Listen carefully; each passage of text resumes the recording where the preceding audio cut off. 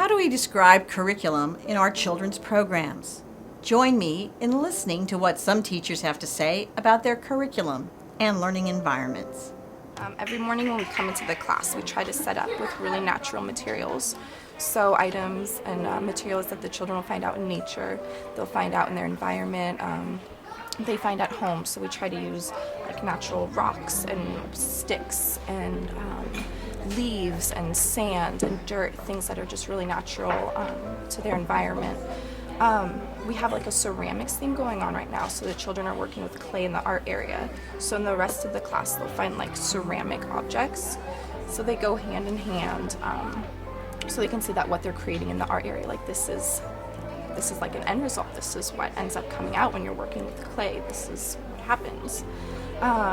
It's really important to us to use natural materials. I just think when I think about environments and the population that we serve in early Head Start, I think how important of a message it is to show the children in these families that they're worth it, that we spent this time on the environment thinking of them and they matter and they deserve something beautiful. A lot of the families we serve are very low income, so it's nice to create that space for them. And with that, it makes me think of how also the environment, it kind of takes on its own culture with each group and how it's also a part of us. And how I can see things in the room that are Arlay and see things that are Elizabeth and things that are Corey and see things that are me, and how when, as you say, when it really comes from an organic place, I feel that it shines.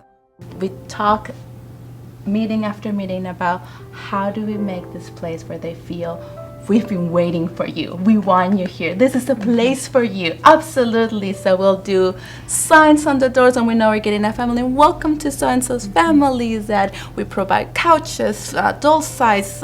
We want them to feel wanted in our program. Arlay and her team have a passion for making their program welcome to families. These should be elements in any program, particularly for those who serve children from different cultures and languages. Now let's listen to Eric Hoffman's story and his approach to curriculum. I've been teaching a long time and working with children around superhero issues and trying to figure out how can I bring their play into the curriculum in a safe way and help them find some positive answers to what I see as some of the questions they're asking. And I had a particular child who helped me out with this. In a child's inevitable way. He was very much into Power Ranger play, and he was very charismatic and a play leader in the classroom, so got everybody involved, and we were able to keep it pretty safe, but then he saw one of the Power Ranger movies, and his play just escalated, and we couldn't keep him safe. And it was one of the few times when I thought, I have to ban the play in my classroom. I can't keep it safe. But I really struggled to figure out and observe this child, say, what is he looking for in this? Eric's strategies focus on children's questions, and while it is not a curriculum model, it is the basis for an emergent, child-centered program. Could we call this an inquiry-based model? Maybe, or maybe not. Eric offers us a great example of a teacher as researcher. His approach is constructivist and much more. Before we can clearly articulate how our teaching meets desired outcomes, we have to agree on how we identify our curriculum. There's not one answer, is there? But the alternative, buying into a package or a curriculum model for the convenience of a name, is risky.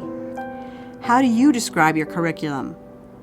Are there other words that more accurately reflect what you do, what children learn, and your goals?